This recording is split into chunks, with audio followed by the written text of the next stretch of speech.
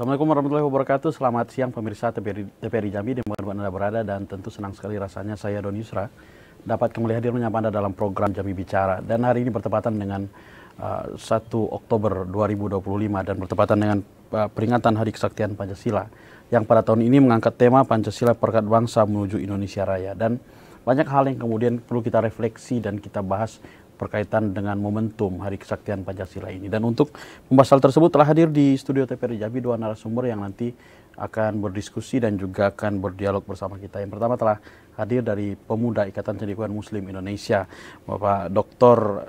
Sigit Indrawijaya. Assalamualaikum, selamat siang. Waalaikumsalam. Sehat Bang ya? Ya, alhamdulillah sehat. Juga telah hadir di studio TVRI Jambi, pengamat hukum tata negara dari Universitas Jambi, Bung Dr. Arfai. Assalamualaikum, selamat siang Bang.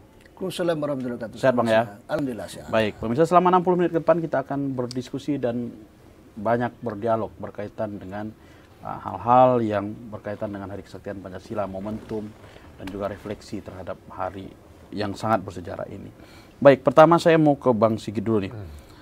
Dalam perspektif pemuda ICMI Bang, melihat Hari Kesaktian Pancasila, apa kemudian catatan dan refleksi Anda secara umum terlebih dahulu?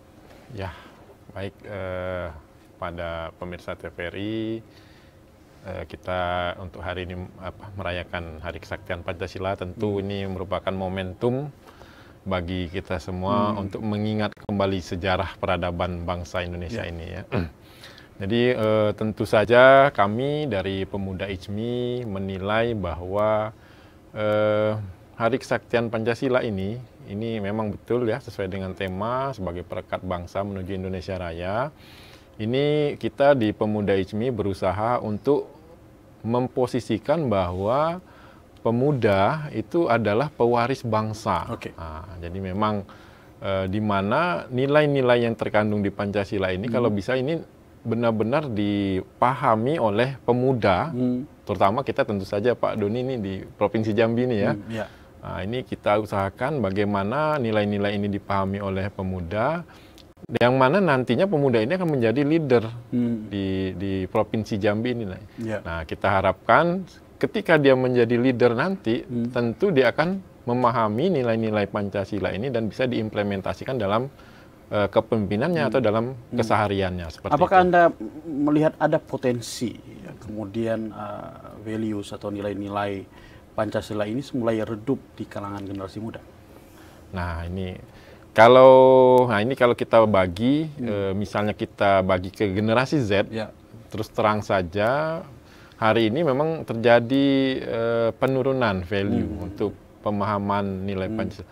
Ketika mereka pemahamannya berkurang untuk Pancasila ini, tentu saja diimplementasi juga memiliki efek ya signifikan gitu kan. Nah, ini memerlukan kerjasama semua pihak ya, mungkin melalui Jambi Bicara ini kita bisa memulai Pak Doni, kita buat suatu gerakan atau misalnya kita memulai, kita menanamkan kembali atau mengingatkan kembali bagaimana Pancasila ini memang menjadi suatu diskusi yang menarik, terutama bagi pemuda-pemuda agar sering didiskusikan. Ketika dia sering didiskusikan, tentu saja ini menjadi hal yang menarik dan nanti otomatis nanti bisa diimplementasikan gitu. Baik.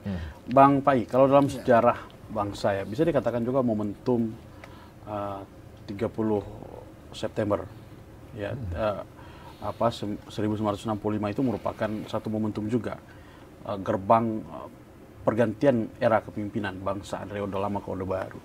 Nah, dalam hukum tata negara Bang, apa yang kemudian bisa Anda tangkap dari dari kejadian yang mungkin kita sama-sama ketahui ini? Ya, terima kasih. Itu Bung Doni, kita setidaknya menilai 3 aspek ya. Ketika melihat kejadian 30 September, kemudian ditetapkan dia sebagai hari lahir, bukan hari Kesaktian Pancasila ya. Yang pertama itu tentu harus dibedakan antara memperingati Hari Kesaktian Pancasila dengan memperingati hari lahirnya Pancasila. Itu dua dimensi yang berbeda, dua case yang berbeda ya. Itu satu. Jadi jangan sampai kita terbalik nanti memperingati Hari Kesaktian Pancasila justru seolah-olah isinya memperingati Hari Pancasila, sehingga kita rubah konteksnya. Kontennya kita lupa bahwa kontennya kesaktian itu adalah konten kejadian tahun 1965 itu. Itu yang pertama. Yang kedua, ini adalah suatu proses menurut saya ya. Ini kan historisnya. Kita juga bukan ahli sejarah ya. Tetapi kita bisa lihat bahwa ada dimensi itu pergeseran pola dan cara kepemimpinan negara. Nah, dari Orde Lama yang semula Orde Lama itu penuh dengan dinamika. Karena kenapa saya bilang penuh dengan dinamika? Karena kita baru. Ya. Negara baru tentunya ya potensi-potensi yang semula sebelum merdeka itu semua ideologi ikut serta, semua pihak ikut serta. Itu bawaan itu masih terbawa ketika kita awal merdeka, artinya belum steril gitu ya. Nah, artinya ketika itu terbawa masuk dia 65 itu adalah merupakan bukan pembersihan ya. Kita memfilterisasi cara dan mengelola negara. Nah, sehingga terfilter, kalau menurut saya itu terfilter dengan adanya G30S, sehingga kita mempunyai filterisasi menjadi terformat seperti apa kita menyelenggarakan negara ini. Baik dalam konteks sistem penyelenggaraan pemerintahannya, baik konteks kebebasan berpolitiknya dan lain-lain, termasuk sosial ya. Karena kan ketidakteraturan sosial awalnya kan terjadi. Begitu masuk ke Orde Baru gitu ya. Nah, mulai diciptakan sistem pada saat itu kita mesti sadari terciptanya sistem itu karena kejadian 65, ya kan gitu ya. Nah, sehingga pola penyelenggaraan pemerintahan di negara tidak terlepas dari kejadian itu. Nah, jangan pernah memikirkan misalnya apa sih yang dilakukan oleh pemerintahan Soeharto dalam hal tata cara penyelenggaraan negara tanpa melihat pangkal sebab 65 itu gitu. Nah, dia terjadinya itu 65. Nah, termasuklah misalnya reformasi, itu lihat apa yang terjadi pada zaman Soeharto. Saya kira itu yang paling penting. Nah, bicara tentang ideologi, tadi Anda mengatakan ya kemudian dilakukan filterisasi di 65. Kemudian sebenarnya apakah makna dari ideologi Pancasila itu juga fleksibel? Pak? Ya, Pancasila itu kan dia bukan bersifat ideologi doktriner. Itu yang perlu kita pahami ya. Karena dia terbuka. Dia itu merupakan yang abstrak soft ya, tata nilai yang memang dia hidup di negara kita, di bangsa ini gitu loh. Bukan berasal dari luar. Sementara ideologi lain itu kan dari luar, masuk dari luar yang bersifat tertutup. Maka Pancasila tidak dikenal doktriner. Kalau doktriner ya Pak Doni harus pakai baju hitam, itu baju hitam semua. Pancasila tidak ngomong seperti itu. Dia hanya harus tahu Pak Doni bajunya harus sopan. Nah, itu Pancasila. Nah, sehingga menjadi karena dia tidak doktriner. Kalau bukan doktriner apa dia, Bang? Bukan sebagai, artinya apa Anda ingin mengatakan bahwa dia bukan sebuah doktrin? Bukan doktrin, tetapi dia panduan. Ya, dia itu panduan dan acuan kita berkehidupan bermasyarakat, berpribadi dulu. Kalau sebagai ideologi? Bermasyarakat bernegara. Sebagai ideologi juga dia sebagai panduan. Dia bukan doktrin, Pak. Kalau ideologi Pancasila ditetapkan sebagai doktrin, maka kita ini sama semua. Bahasa saya tadi, kalau dia bersifat doktrin, maka perintahnya Pak Doni, kamu harus pakai baju hitam. Semua orang pakai baju hitam. Tetapi kalau Pancasila bukan itu bahasa Pak Doni, bajumu harus sopan ya. Nah, dia tidak ngatur soal baju. Apapun dia warnanya nanti tidak menjadi persoalan. Tidak soal. Yang penting kamu nilai-nilaimu harus sopan. Nah, inilah yang jadi tafsir ya, jadi hal ketika itu orang lemah pengetahuannya. Nah, maka ketika lemah pengetahuan masuk yang lain. Nah, sehingga menganggap ya tidak seperti yang apa yang dimaksud oleh Pancasila tadi gitu loh. Ya, misalnya tadi soal sopan misalnya. Ya, kata Pak Doni yang Pak Doni pakai sopan ini. Sehingga menafsirkan itu karena Pancasila hanya ngasih tahu sopan dong, karena tidak sesuai dengan nilai sila pertama, tidak menghargai kamu sebagai manusia gitu kan. Nah, ini konteksnya. Jadi dia bukan ideologi doktrin yang tertutup. Dia merupakan suatu panduan dalam kita berkehidupan, mulai dari pribadi, masyarakat, bangsa, dan negara. Baik. Nah, makanya saya selalu katakan, Pancasila itu tidak bisa ngatur kita loh. Tidak ada. Pak Doni melanggar sila pertama, bisa nggak dikasih sanksi? Tidak. Tapi penyelenggara negara lah yang membuat dia Pancasila itu bisa mengatur kita. Baik. Gimana caranya? Ya bikin norma hukumnya. Baik. oleh penyelenggara negara. Baik. Saya ke Bang Sigit lagi nih. Dalam kapasitas pemuda ICMI, Bang. Tentu tadi sempat dibahas tentang ideologi lain, doktrin-doktrin lain, pengaruh budaya populer begitu. Apakah kita perlu untuk meragukan perkembangan kemudian budaya populer, pengaruh-pengaruh dari luar yang kemudian masuk ke kita terhadap dipegang teguhnya Pancasila atau tidak oleh generasi muda hari ini? Ya, jadi begini ya, Bung Doni, kan untuk perubahan, kita kan perubahan yang terjadi ini tidak bisa kita hentikan ya. Oke. Terutama ketika globalisasi terjadi di luar sana, nilai-nilai yang bertentangan atau yang tidak sesuai dengan norma tadi yang sudah dijelaskan oleh Bung Arfai tadi, tidak sesuai dengan kita, tetapi ya kita harus menerimanya dengan era saat ini, terutama era keterbukaan ya, era tidak ada sekat antara waktu dan ruang ini sudah nggak ada, kita sudah berada di mana ruang privasi sudah terbuka. Nah ini tentu saja perubahan yang terjadi, perubahan-perubahan ini kalau kita tidak dikuatkan dengan pemahaman Pancasila, nah ini nanti berbahaya buat mindset yang ada di pemuda-pemuda. Nah, disinilah kita, pemuda ICMI ini sebenarnya ada program, Bung Doni. Jadi kita ada program penguatan untuk ideologi Pancasila, itu salah satu program kita. Jadi kalau kita berharap nanti kalau memang ada perhatian dari pemerintah provinsi ataupun kabupaten atau kota yang memang ingin menginternalisasi nilai-nilai Pancasila ini terutama ke kepemudaan, tentu ini bisa berkolaborasi dengan kami di Pemuda ICMI. Nah ini yang kita coba. Untuk selama ini ya kita mencoba sendiri kita evaluasi apa program kerja yang kita lakukan. Nah untuk menghindari perubahan-perubahan yang tidak sesuai dengan tata aturan atau apa yang ada di negara kita ini. Baik. Itu. Tadi beberapa hal juga sempat Anda jawab. Nah, salah satu kemudian yang menjadi tantangan hari ini, Bang, adalah tentu dengan semakin terbukanya kita katakanlah terbukanya keran informasi di era 5.0 ini. Informasi sudah bisa diakses, pemberitaan juga semua diakses gitu. Apakah walaupun tadi Bung Arfai tidak setuju bahwa ini bukanlah sebagai sebuah ideologi, justru dia sebagai pedoman saja. Gitu.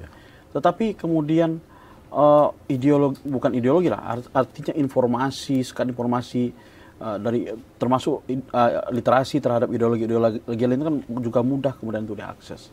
Adakah kekhawatiran kemudian Pancasila sebagai dasar negara maupun landasan hukum bernegara itu bisa tergerus suatu hari, Bang? Kalau melihat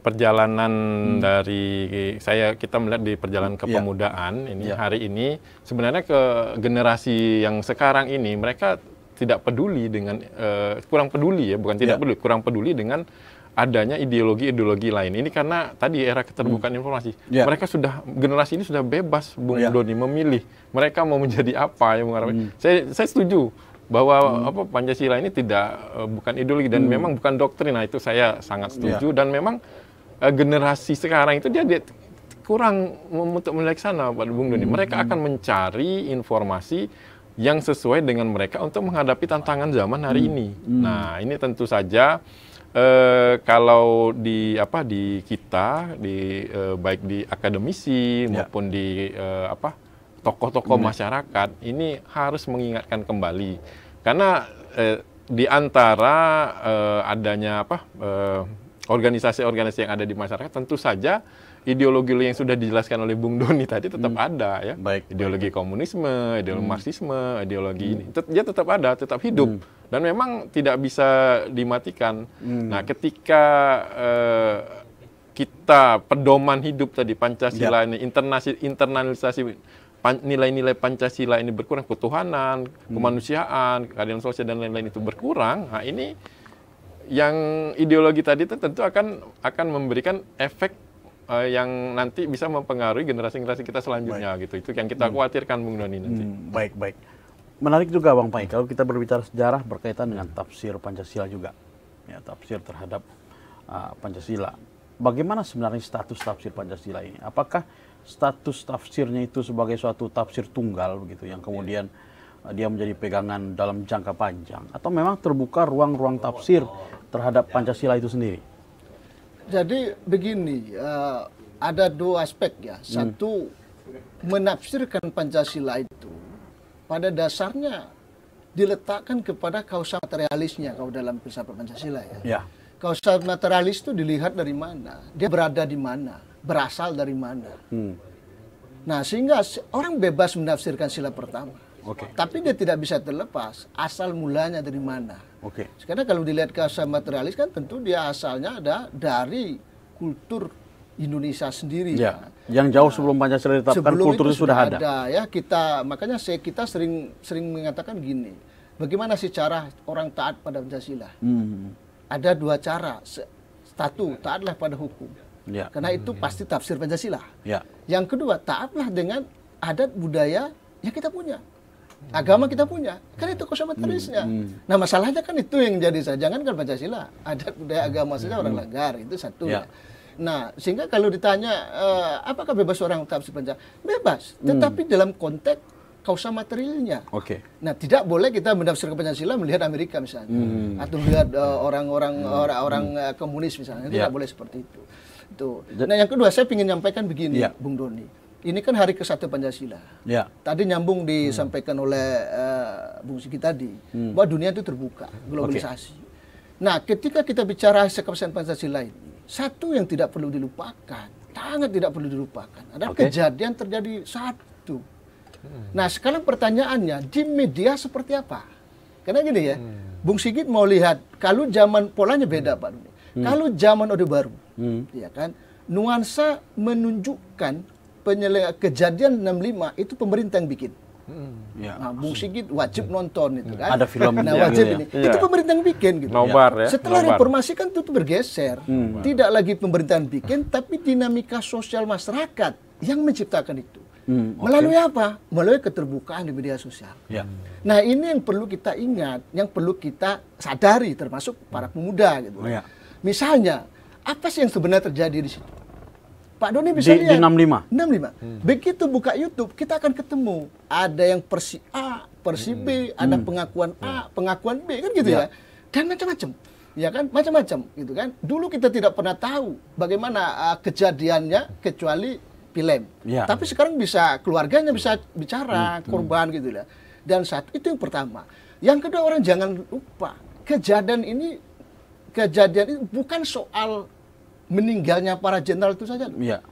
Tapi saling bunuhnya anak bangsa ini. Nah, ini yang selalu digiatkan, selalu disampaikan, selalu diingatkan. Dan paling penting lagi adalah yang media di medsos semua bicara ini harus ada satu simpul.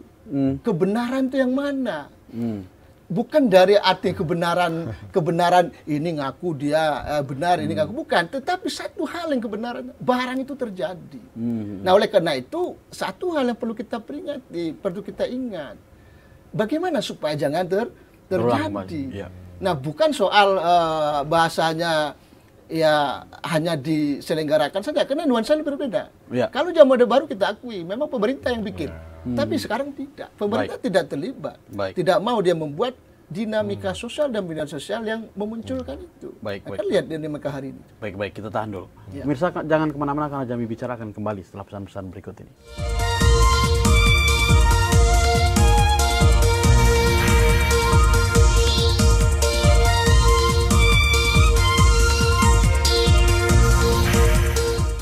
Baik, terima kasih pemirsa, masih bersama kami dalam program Jambi Bicara dan kita masih membahas hal-hal yang berkaitan dengan memperingati Hari Kesaktian Pancasila hari ini. Baik, saya ke Bang Sigit lagi nih, bahwa kemudian banyak kemudian persoalan bangsa yang kemudian muncul hari ini, mulai dari ya perbedaan pandangan di tingkat elit gitu ya, termasuk juga misalnya pandangan masyarakat sendiri gitu ya terhadap penyelenggaraan negara. Tapi sebelumnya mungkin kita sapa penelpon kita terlebih dahulu. Halo, assalamualaikum dan selamat siang. Halo. Waalaikumsalam warahmatullahi wabarakatuh. Selamat siang juga Bung Doni Yusra. Selamat siang Pak Yudi. Silakan Pak Yudi. Ketemu lagi kita. Baik. Interaktif. TVRI Jambi, TVRI Penyukito. Ya saya sapa dulu Bung Doni. Ya. Yang terhormat Bapak Sigit, SMSI ya. Saya tidak tahu dari mana nih Bapak ini. Dari Pemuda ICMI, Pak Yudi. Wah, dari Pemuda ICMI ya. Ya. Itu ada orang kubu itu gimana tuh? Kalau anak dalam itu tolong. Yang terhormat Bapak Sigit ya. Yang kedua, ya jelas sekali Dr. Arif Saimah, bahan hukum kita yang kompeten di bidangnya. Ya. Jadi ya tentu kalau kita bicara Pancasila sudah tidak asing lagi. Indonesia merdeka sudah 80 tahun. Bapak narasumber sudah cukup lama. Jadi konteksnya hari ini ya tentu dengan manusia Indonesia yang seutuhnya itu harapan. Ya. Bagaimana kita menjadi manusia Indonesia yang seutuhnya, taat hukum dan sebagainya. Ya sumber daya manusia yang unggul harapannya. Cara pengelolaan negara tadi dibahas. Juga masih amburadul. Berdemokrasi juga sudahlah. Berpolitik dan berbudaya. Maksudnya. Banyak etika yang dilanggar dan sebagainya. Ya ini pertanyaan untuk tercapainya manusia Indonesia seutuhnya yang Pancasilais. Itu dipertanyakan. Ya. Nah, bicara masalah Pancasila berikut. Jadi apa namanya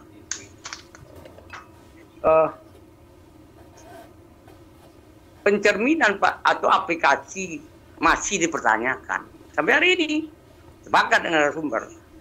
Pancasila lambang burung Garuda. Ya. Coba kita pikirkan sama-sama. Nggak ada burung Garuda itu nggak ada. Iluminasi aja itu. Burung pipit ada. Itu aja kita bahas. Makanya nggak tertarik mungkin ya. Jadi burung Garuda nggak ada wujudnya. Banyak burung-burung lain. Masuk burung Bung Doni. Ya kan? Jadi itu. Nah, selanjutnya sepakat juga next generation. Ya. Ini yang paling penting. Kita kan akan mati nih. Meninggal kita. Next generation ya tentu sudah tergerus tadi sepakat. Ditandai dengan antara lain hanya hafal saja Pancasila. Ya, korupsi merajalela. Ketua yang masa itu P4 dihapus.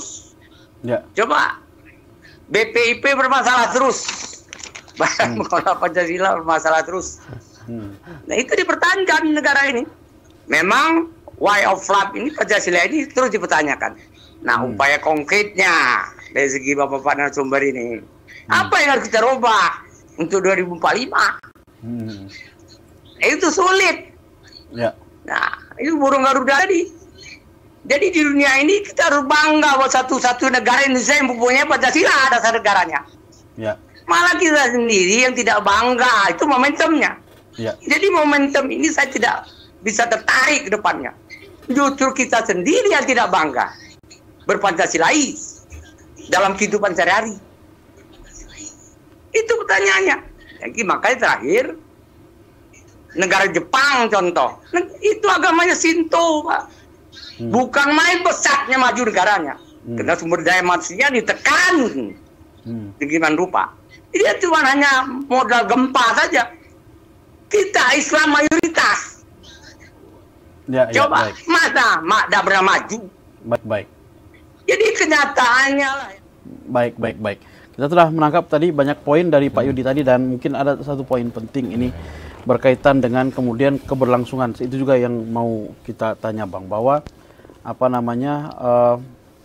keberadaan Pancasila sendiri hari ini, terutama di generasi muda, dan kemudian dengan isu-isu yang terjadi di negara hari ini, mulai dari ya itu tadi vertikal dan horizontal, konflik yang kemudian terjadi begitu.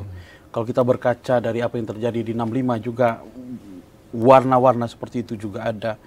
Nah, hal ini apa yang kemudian harus kita rajut, Bang? Kita sudah harusnya kan ibaratnya sebagai suatu bangsa kita harus belajar dari sejarah bangsa. Ya, Bung Doni, ini tadi menarik juga ya, ada kita sambungan telepon komunikasi dengan Pak Yudi tadi yang sangat, ternyata ya kita bisa mendengarkan Bung Pai, ternyata masih banyak masyarakat kritis yang sangat khawatir dengan Pancasila hari ini. Ya. Nah ini untuk menjawab tantangan zaman. Yang salah satu tadi malah case-nya diangkat. SAD bagaimana? Ya ini tentu saja kan kalau kita melihat internalisasi dari nilai-nilai Pancasila itu kemanusiaan yang adil dan beradab, keadilan sosialnya di mana kan? Nah ini marilah dari ungkapan masyarakat yang mungkin sudah lama mereka pendam ini dikeluarkan tadi ini bagus juga. Nah marilah kita bersama-sama dengan bergandeng tangan dengan pemerintah di momentum kesaktian Pancasila ini masih banyak masyarakat belum tersentuh dari internalisasi nilai-nilai Pancasila dan ini memang butuh bantuan kita. Nah, berkaitan dengan apa yang Bung Doni berikan pertanyaan tadi, hari ini Bung Doni, saya yakin Bung Doni dan sama dengan Bung Arfai tadi, kekhawatiran kita apabila tidak ada inovasi dari kita, terutama ya mungkin dari generasi kita nih, Bung. Dan Bung Arfai ini memang karena ternyata ahli Pancasila dan memang ini sangat diperlukan inovasi untuk bisa menanamkan nilai-nilai Pancasila di generasi yang hari ini. Karena saya setuju sekali bagi generasi Z, Pancasila ini tidak menarik. Kalau tidak ada inovasinya, Bung Doni. Dan ini nanti value nilai Pancasila ini akan terus tergerus. Mereka akan melihat bahwa dimensi lain untuk pedoman hidup, dimensi lain untuk pandangan hidup itu mereka melihat bukan yang Pancasila. Ini akan menjadi PR, mungkin yang kita harapkan Indonesia Emas 2045 mungkin bisa saja tercapai. Tapi Pancasilanya kan nilai Pancasila kan bisa hilang, Bung Doni. Nah ini kita marilah mungkin nanti kalau memang ini dengan momentum kesaktian Pancasila 2025 ini memang bisa menjadi momentum, kita buat inovasi secara bersama bagaimana Pancasila ini benar-benar dipahami terutama di pemuda. Apa tantangan sebenarnya Pak, yang paling utama menurut Anda sebenarnya sehingga membuat ini bisa tergerus sebenarnya? Kalau saya melihat gini kan, karena sekarang ini eranya era terbuka dengan gadget, dengan yang lain-lain. Nah ini untuk nilai-nilai Pancasila itu memang kita tanamkan di tempat-tempat seperti itu. Kalau kita tetap adakan di ruang kelas, kita adakan di buku, ini tidak akan sampai. Artinya cara-cara lama begitu? Iya, cara-cara lama udah nggak bisa lagi. Harus ada inovasi yang memang bisa menanamkan nilai-nilai Pancasila ini ke generasi muda. Dan ini memang harus menarik. Dan kita berharap dengan adanya inovasi seperti itu, bahkan nanti pemuda-pemuda ini lebih baik pemahaman Pancasilanya dari kita. Di mana dia tercerminnya? Tentu saja dari akhlak, dari karakter. Karakter yang terjadi dia akan kalau menurut Bung Arfai itu dari ini ya perilakunya sehari-hari. Nah, tadi kan sudah dijelaskan betul kan bahwa apalagi tadi di Jepang, walaupun mereka Shinto tapi perilakunya lebih Pancasila dari yang di Indonesia gitu kan. Nah, ini apa? Ini karena adanya inovasi-inovasi dalam memahamkan nilai-nilai pedoman hidup bangsa di generasi muda mereka. Dan mereka berhasil gitu, Bung Doni. Dan menyesuaikan dengan kebutuhan zamannya. Iya, dan ini memang memerlukan kerjasama, mungkin kerjasama akademis, praktisi, tokoh-tokoh masyarakat pemuda, dan tokoh pemudanya yang paling inti apa yang bisa kita mulai, inovasi apa yang bisa kita mulai hari ini. Kalau kita tidak mulai, tidak akan pernah tercapai ini. Baik. Bang Fai, mungkin sebenarnya ada korelasi sih. Dengan kondisi bangsa belakangan ini, kita sempat menghadapi beberapa persoalan dalam beberapa minggu di belakang, begitu ya. Dan kemudian distrust yang sangat kita khawatirkan, munculnya distrust antara masyarakat dengan penyelenggaraan negara dan sebagainya. Dan apalagi gap ekonomi ya, antara kaya dan miskin. Persoalan-persoalan bangsa lah secara umum kita melihatnya, kesempatan di dalam pemerintahan, kesempatan akses pendidikan, kesehatan, sebagainya. Nah, hal-hal begini kalau kita merefleksikan dengan kondisi tahun 65 dulu yang kemudian terjadi, apa kemudian yang harus kita petik Bang, sebenarnya? Ya, satu hal yang paling inti dari kita petik kejadian 65 dengan kondisi itu adalah tata kelola penyelenggaraan negara. Itu kata kuncinya. Tata kelola penyelenggaraan negara. Artinya ketika negara ini dikelola dengan baik, posisi masyarakat mendapatkan keadilan sesuai dengan rumusan dasar kita mendirikan negara, Pancasila 1-5. maka tertutup itu ruang-ruang lain, ideologi-ideologi lain gitu, anasir-anasir lain, bahkan bahasa saya main-mainan asing akan tertutup. Nah, kata kunci itu. Jadi jangan bahasa hanya lihat kejadian 65 ada kita bisa mengalahkan PKI, lantas kita menang, Pancasila disebut sakti, bukan itu. Berbenah nggak negara yang diselenggarakan? Dengan segala kejadian terjadi. Persoalan nggak terhadap dengan kondisi rakyat? Kan itu yang paling penting ketika kita bicara negara. Artinya Anda ingin mengatakan bahwa salah satu faktor yang memberikan keamanan negara yaitu tadi juga bagaimana orang dapat kesempatan, keadilan dan sebagainya. Iya, karena itu kan bicara tentang negara yang dikelola. Oke. Kalau negara yang dikelola tidak benar, tidak lurus gitu ya, maka terciptalah ketidakadilan tadi. Karena rakyat ini kita sepakat mendirikan negara karena kita bikin perjanjian tuh antara rakyat dengan menyelesaikan negara. Pemerintah berikan hak kami nih, kasih hak kami ini. Ketika hak itu tidak dapat, berarti kan kondisi rakyat itu tidak pada yang normal. Ketika pada yang normal, masuk ideologi lain. Kita ingat misalnya contoh, kenapa komunis zaman itu ditarik, sangat menarik orang. Karena dia punya pola kerja, pola kegiatan, yang itu dianggap masyarakat membantu. Meningkatkan kesejahteraan mereka, membantu mendapatkan tanah karena mereka nggak punya tanah dikuasai yang lain gitu loh. Nah, hal-hal ini kan artinya karena memang rakyat belum pada posisi menikmati kemerdekaan. Nah, sekarang sudah bagaimana hari ini? Itu dia. Sekian tahun kita merdeka, kata Pak Yudi itu kan, apakah itu masih sama dengan 65 atau sudah berubah? Kan itu pertanyaannya. Kalau sama dengan 65, jangan salahkan ketika orang tidak mengabaikan Pancasila. Kan gitu kan. Orang bisa masuk lagi ideologi-ideologi lain yang bisa menyenangkan atau bisa menutupi dia punya masalah atau jika pengelolaan persoalannya kan gitu. Maaf saya potong. Jika dari persoalan yang Anda bahas tadi, apa sebenarnya kekhawatiran terbesar Anda yang kemudian membuat ini harus diselesaikan? Saya punya kekhawatiran satu, Pak Doni. Kita ini kan sudah bergeser generasi. Sekarang itu kan dominan generasi Z, ya, generasi Z. Generasi Z ini satu kalau kita lihat dinamika pergerakan generasi yang hari ini, termasuk kejadian di negara lain ya, seperti di Nepal, kemudian yang terjadi baru lagi tuh negara pemerintahan dibubarkan gitu ya. Maka ternyata generasi Z ini adalah generasi membaca, generasi menyimak, generasi mengkritisi, dan mereka ada di dunia media sosial. Satu kata kunci nyambung dari Pak Yudi tadi. Ketika pemerintah itu tidak bisa mencerminkan wajah Pancasila dari perilakunya, dari program kerjanya, dari apa yang dilakukan, maka itu tidak bisa jadi contoh bagi generasi Z. Maka tidak ada berguna kita kasih di depan kelas, kita kasih nilai sila pertama, tidak guna.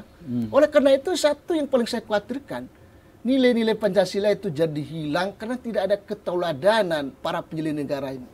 Karena itu yang dilihat generasi Z hari ini, Pak. Dia akan lihat teladan orang-orang yang menyalahkan negara. Mungkin kita bisa bertanya sama generasi Z ini, siapa sih figur di negara ini barangkali yang betul mencerminkan sila 1 2. Mereka mungkin tidak tanda tanya. Kan bisa jadi belum ada. Mungkin kita sendiri belum tentu masuk kategori itu. Nah, ini yang paling saya khawatirkan, bukan nilai Pancasila hilang dari rumusannya. Tapi nilai Pancasila hilang dari tatanan perilaku orang di Republik ini karena tidak dicontohkan siapa penyelenggara di Republik ini. Itu ada di media sosial. Setiap hari orang bisa lihat generasi Z itu. Nah, ini menjadi urgent. Kalau ini terjadi, maka negara ini berjalan tidak dengan Pancasila. Negara ini berjalan dengan tadi. Ya, apa yang menjadi sesuatu yang bisa menyelesaikan persoalan kami, itu kami ikuti. Kenapa? Karena kami mau pakai itu Pancasila, nggak ada kasih contoh. Tidak bisa jadi contoh. Nah, akhirnya kita nilai-nilai Pancasila ataupun Pancasila itu hanya sebagai pajangan. Baik. Saya ke Bang sedikit lagi nih.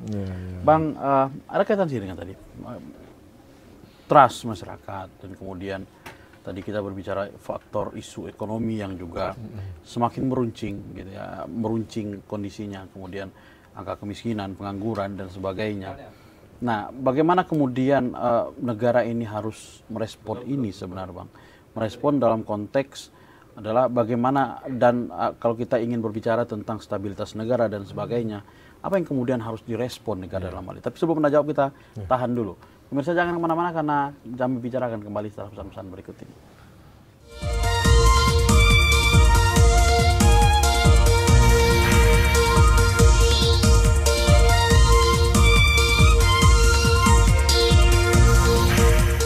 Baik, terima kasih pemirsa masih bersama kami dalam program Jambi Bicara, dan kita masih membahas banyak hal berkaitan dengan memperingati Hari Kesaktian Pancasila hari ini. Baik, saya ke Bang Sigit. Terpotong iklan tadi, Bang. Ya, segala sesuatu persoalan bangsa lah. Ekonomi, sosial, budaya, dan sebagainya, dan trust masyarakat terhadap pemerintah, begitu ya. Menuju generasi emas 2045. Tadi sempat juga dibahas oleh Pak Yudi. Artinya kan ini akan ada transisi generasi, dan kemudian di 2045 adalah yang akan nanti menjadi generasi emas di 2045 tentu adalah generasi-generasi yang hari ini sedang tumbuh dan berkembang, begitu. Nah, jika kemudian tadi hipotesa Bang Arfai juga tadi, nilai Pancasila tergerus. Nah, bagaimana dengan 2045 ke depan, Bang? Apalagi dengan kondisi-kondisi bangsa yang kadang harus menjadi PR juga kita bersama. Iya. Baik, Bung Doni, ya ini memang pembahasannya kita akan semakin menarik ya, karena memang tantangan zaman ini tidak bisa kita pungkiri memang semakin berat ya, terutama bagi generasi-generasi berikutnya. Namun satu hal tadi dari penjelasan, gap ekonomi, gap sosial, gap hukum, tatanan di masyarakat ini banyak sekali sekarang masalah-masalah yang terjadi kan. Nah, ini kalau memang kita peduli ya, kita peduli yang pemerintahan memang memiliki kepedulian, dan memang tangan mereka, lisan mereka itu nggak sampai, ini maka ini harus memerlukan inilah namanya kita, kami contohnya sebagai pemuda ICMI, ini bisa menjadi perpanjangan pemerintah kan, untuk menyampaikan apa yang menjadi nilai-nilai internalisasi Pancasila di masyarakat. Nah, ini penting sekali supaya tadi yang kita harapkan di 2045 ini sesuai dengan nilai-nilai Pancasila di Indonesia emasnya itu nanti ya. Dan satu hal ini Bung Doni yang berkaitan dengan stabilisasi negara ini. Ini kita tidak main-main ini ceritanya. Kemarin kita sudah menghadapi demo di negara Nepal, udah bagaimana kita bisa melihat. Ini yang paling berbahaya adalah disintegrasi bangsa, Bung Doni. Ketika Pancasila ini sudah benar-benar dilupakan, dan tadi Bung Arfai benar-benar sudah, pihak luar sudah menggantinya Pancasila ini dengan pemahaman-pemahaman lain yang menurut masyarakat ini lebih bagus. Padahal kita ketahui secara histori, sejarahnya, dari Merdeka Indonesia tahun 65, Pancasila inilah yang merupakan perekat. Saya setuju, makanya setuju sekali dengan tema hari ini. Perekat bangsa menuju Indonesia Raya. Ini tidak terlepas dari ketakutan kita untuk terjadinya disintegrasi. Kalau ini terjadi terus, tantangan dari luar, pemahaman dari luar menggerus generasi-generasi kita ini. Nah, ini saya tidak memungkiri disintegrasi bangsa ini terjadi. Ya, demo kemarin tuh nyaris ya kalau saya melihat tuh. Ya sangat ini ya, tapi alhamdulillah ya, mungkin kita dengan kekuatan pemahaman bangsa kita, dengan tokoh-tokoh masyarakat ya, dengan tokoh-tokoh politik ini bisa meredam. Nah, ini kita harapkan kita kembali back to basic kita, bahwa Pancasila ini merupakan perekat kita untuk supaya disintegrasi ini tidak terjadi. Nah, tadi yang sudah saya jelaskan tadi, Bung Doni, ketika pemerintah tidak memiliki kemampuan untuk menggapai masyarakat di bawah, gunakanlah ormas-ormas, organisasi-organisasi kemasyarakatan yang ada. Ini kan nanti bisa menjangkau pemuda-pemuda ya, ini untuk supaya disintegrasi bangsa ini tidak terjadi di Indonesia ini. Kita sangat cinta dengan Indonesia ini, sangat cinta dengan Indonesia ini. Mudah-mudahan tidak terjadi. Sebelum ke Bang Arfai juga, ini ada kaitannya juga sangat, saya pikir urgent juga untuk kita bahas terkait. Ya, kita kembali lagi menuju Indonesia Emas 2045 tadi juga Anda membahas ke sana, Pak Yudi juga, Pak Arfai juga. Nah, salah satu juga Bang adalah bagaimana kemandirian dan kesiapan generasi muda juga, gitu ya. Dengan misalnya satu tantangan saya tidak mengatakan benturan ya, artinya ada perang antara kemajuan teknologi dengan kebutuhan tenaga manusia, lapangan pekerjaan, pertumbuhan ekonomi dan sebagainya. Bukankah kemudian untuk menciptakan sebuah generasi emas itu kemandirian dan kedaulatan generasi muda hari ini juga harus dibangun, Bang? Kita harus mulai dari mana? Iya. Nah, ini tadi sebenarnya sudah terjawab nih tadi Bung Arpai tadi. Kita ini kehilangan panutan, kehilangan suri tauladan kita. Nah, ketika kita tidak ada bisa yang dicontoh, nah ini akan kita seperti sulit sekali untuk mengimplementasikan apa yang menjadi kebaikan di tengah-tengah masyarakat. Ya. Nah, inilah yang menjadi ini Bung Doni, menjadi ininya ya. Jadi ketika kita ingin kita benar-benar mencapai 2045 Indonesia emas ini memang seperti yang kita harapkan, tentu saja mulai dari sekarang leadership yang ada, tokoh-tokoh bangsa ini sebenarnya ada ya, tapi sekarang ini saya melihat begitu banyak konflik-konflik, begitu banyak diskusi-diskusi yang bertentangan. Apakah ini memang disengaja atau tidak, kita tidak tahu. Jadi seolah-olah ketika ada yang bisa menjadi teladan dengan nilai-nilai Pancasila ini bisa menjadi tertutup. Padahal ada, saya yakin lah. Tadi kalau Bung Arpai, ada nggak, masih ada nggak ya yang bisa menjadi itu? Saya yakin ada. Saya yakin sekali ada di Indonesia ini. Tetapi untuk hari ini emang dia tidak muncul di tengah-tengah kita. Nah, ini merupakan PR kita bersama. Dan kita harus sepakat secara bersama bahwa kalau memang orang ini baik dan memang bisa memberikan tauladan tentang Pancasila, ini harus kita munculkan supaya apa? Supaya tadi generasi-generasi penerus kita ini, pemuda-pemuda Indonesia ini melihat contoh yang benar-benar sesuai dengan nilai-nilai Pancasila, dan ini nanti bisa menjadi Indonesia emas di 2045 sesuai dengan harapan kita, begitu Bung. Baik. Saya ke Bang Arpai. Bang, kalau kita bicara misalnya produk hukum begitu ya Bang. Kita bicara undang-undang, kita punya Mahkamah Konstitusi, kemudian saat masyarakat bingung dengan tafsir. Nah, tadi Anda mengatakan bahwa tafsirnya itu sangat universal dan disesuaikan dengan zaman dan sebagainya. Lalu bagaimana kita menjamin bahwa tafsir yang kemudian dimaknai dalam satu era kepemimpinan gitu ya, atau suatu zaman, bahwa ini adalah tafsir yang benar tentang Pancasila? Ya, jadi tafsir Pancasila yang benar itu bukan konteks zaman ya, tapi konteks keberadaan Pancasilanya. Maka kausa materialisnya. Gitu. Dia tidak akan lekang itu. Zaman seperti apapun dia tetap itu. Apa yang dimaksud kausa materialisnya? Bahwa sesungguhnya Pancasila itu, pemaknaan dalam setiap Pancasila itu berasal dari kita sendiri. Dalam bangsa Indonesia sendiri. Maka siapapun akan nafsir Pancasila, dia mesti ingat, ini berada di Indonesia, bukan di negara lain. Nah, ini tafsirnya. Artinya kalau itu yang dipegang orang, itu yang ada di pengetahuan orang, maka tidak akan tercipta tafsir-tafsir yang tidak sesuai dengan kodratnya nilai Pancasila itu. Nah, yang jadi masalah kan manusia ini kan. Nah, satu. Yang kedua, memang dalam hal pembentukan hukum misalnya, di negara kita sampai hari ini kan tidak ada patokan, tidak ada indikator dan variabel. Atau justru pertanyaan lebih teknis, Bang, siapa sebenarnya yang dalam suatu kondisi boleh memberi tafsir tentang Pancasila? Nah, atau memang dikembalikan kepada seluruh masyarakat Indonesia? Kalau saya pribadi saya pribadi dulu pernah ditafsirkan oleh Pak Harto dengan P4 dengan P4 perilaku itu 48 etik perilaku kita. Butir-butir ya. Tapi itu dihapuskan. Dari lagi kata Pak Yudi tadi hilang itu, sehingga kita nggak ada berperilaku sesuai Pancasila gitu kan. Itu satu. Nah, kalau menurut saya, memang Pancasila ini kan dua aspek dia. Di dalam objektif, dalam subjektif. Kalau dalam objektif, Pancasila itu tertuang dia masuk ke dalam undang-undang. Nah, ketika dia masuk undang-undang, itu siapa yang menafsirkan sesuai Pancasila? Kan itu pertanyaannya. Nah, apakah diserahkan kepada masing-masing pembentuk?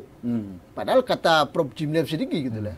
Pembentuk undang-undang itu sangat berpengaruh nanti dia baca apa, dia memahami apa, dia sekolah dari mana, gitu. Itu bisa berpengaruh nanti. Mempengaruhi arah berpikirnya. Oleh karena itu, kalau menurut saya, kalau dalam hal pembentuk undang-undang ya, pembentukan undang-undang dalam objektif, mesti ada indikator variabel itu setiap Pancasila itu. Nah, itu dia dalam konteks hukum, gitu loh. Dalam konteks hukum tata negara ada tidak kemudian diatur kemudian batasan dan makna dari pemaknaan penafsiran Pancasila itu sebenarnya? Nah, kalau di dalam teorinya Hein Kelsen ya, Hein-Wieski, posisi Pancasila kalau kita tarik itu kan merupakan state fundamental norm, grand norm, suatu norma yang tidak ditemukan dari mana dia tercipta, karena dia hidup dalam kehidupan masyarakat. Kalau ditarik ke situ. Tapi kan kita dalam konteks tata negara di dalam pasal 22 dikasih tahu ketika bentuk undang-undang ya, ketentuan dalam pembentukan undang-undang diatur dengan undang-undang. Berarti kita perlu ada kesepakatan dalam undang-undang. Artinya kalau kita untuk mau menafsir Pancasila tadi. Iya, kalau mau menafsirkan Pancasila, misal dalam koridor objektif ya, patokan kita membuat undang-undang, itu mesti kan sesuai dengan Pancasila itu undang-undang kesepakatan. Kalau kita buat konsensus secara nasional, kita sepakati ini loh indikatornya supaya jangan masuk anasir-anasir lain ketika Anda membuat undang-undang. Nah kan tidak ada larangan. Itu hal-hal yang lumrah gitu ya. Hal-hal lumrah ketika mengundang-undang, namanya undang-undang. Itu kan kesepakatan. Kita sepakat di situ. Nah kalau yang subjektifnya berarti kita bicara tentang perilaku kita. Seperti kita sehari-hari. Kalau sehari-hari saya cuma katakan satu. Kalau mau tahu seperti apa kita berperilaku Pancasila sehari-hari, dua saja. Satu, taati undang-undang sudah dibuat. Yang kedua, taati kita punya agama, punya adat, punya budaya. Selesai. Itu sudah benar cara kita bernegara. Baik. Kita tahan dulu. Pemirsa jangan kemana-mana karena kami akan kembali setelah pesan-pesan berikut ini.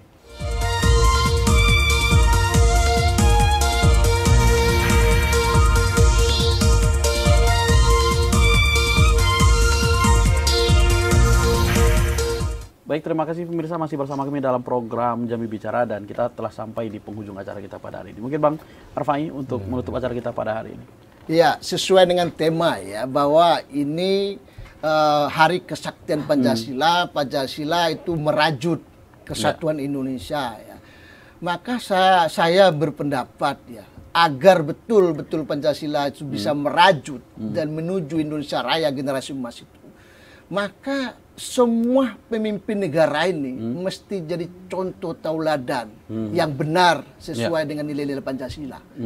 Urusan bagaimana kita memberikan yang lain, misalnya bagaimana memberikan pendidikan, itu semua elemen bangsa, pemuda, lembaga akademik pasti ikut menyampaikan. Tapi itu tidak berguna ketika penyelenggara negara tidak menjadi teladan. Saya kira itu. Baik. Bang Sigit. Ya, ini memang diskusi yang menarik. Mungkin di ruang akademik nanti bisa kita teruskan, Bung Doni. Closing statement dari saya adalah marilah kami dari Pemuda ICMI mengajak seluruh elemen masyarakat, khususnya di Jambi ini, kita kembali ke hierarki Pancasila. Pancasila itu kan ada hierarkinya, dia kan dari sila ke-1 sampai sila ke-5. Nah, marilah kita bersama-sama mengamalkan ya. Jadi memahami dan mengamalkan sesuai dengan hierarki. Artinya apa? Kita mulai dari sila pertama. Nah, ketuhanan, kita artinya agama tadi kan. Nah, ketika ini kita teruskan sampai dia yang terakhir ke hierarki yang tertingginya adalah keadilan sosial. Nah, ketika ini berjalan, tentu saja narasi bangsa ini akan menjadi baik, teladannya dapat, dan untuk generasi emas, Indonesia emas nanti ke depan itu benar-benar dapat kita wujudkan seperti itu. Baik. Terima kasih atas kedatangannya Bang Dr. Arfai, Bang Dr. Sigit Indra Wijaya. Pemirsa, demikian tadi dialog singkat kami berkaitan dengan momentum Hari Kesaktian Pancasila ini, yang pada intinya adalah memang mari sama-sama kita jaga dan kawal Pancasila sebagai dasar negara, karena ini merupakan tanggung jawab kita bersama. Akhir kata saya undur diri dan kita jumpa lagi minggu depan. Assalamualaikum warahmatullahi wabarakatuh. Waalaikumsalam warahmatullahi wabarakatuh.